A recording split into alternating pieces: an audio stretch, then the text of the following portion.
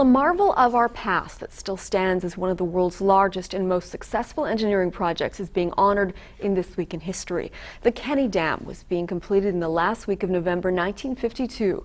And as Bruce Kirkpatrick reports, it also built a city around it.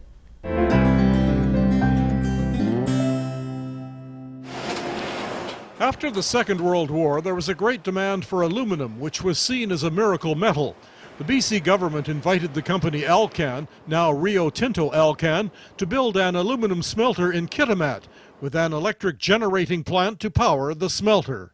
It's mind-bogglingly massive. Yes, it stretched from the Kenney Dam at the mouth of the Nechako River Canyon to Kitimat, approximately 300 kilometers away.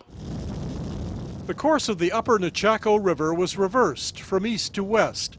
A huge 230-kilometer-long horseshoe-shaped reservoir was created, and a tunnel blasted through Mount Dubose to deliver water to a power generating station in Camano, 80 kilometers from Kitimat. The power station was built inside the mountain. It was the early 50s, the Korean War was on, and there were fears that there might be bombed with an atomic bomb, and they figured that it would be safe in the mountain. In 1952, the Kenney Dam was the largest sloping clay core rock-filled dam in the world, surpassed only by the W.A.C. Bennett Dam built in the 1960s. But the Kenney Dam meant flooding thousands of hectares of prime forest and agricultural land.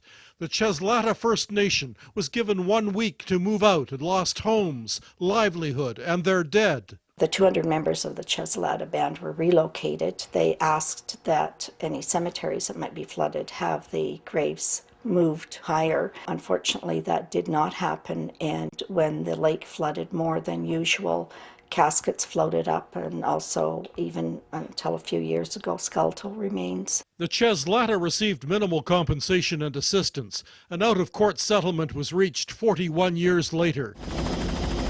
The dam, the power station, the water supply tunnel, the power line from Camano to Kitimat, all involving 35,000 workers and 3 years of labor, with a price tag of $3.3 billion in today's dollars. From a time when Prince Philip inspected the very first ingot in 1954 to the Rio Tinto Alcan smelter today, it's a testament to engineers and builders who completed this massive project, producing aluminum for everything from aeroplanes to beer cans, selling surplus power to BC Hydro. This Week in History, brought to you by the Royal BC Museum, bringing British Columbia's stories together.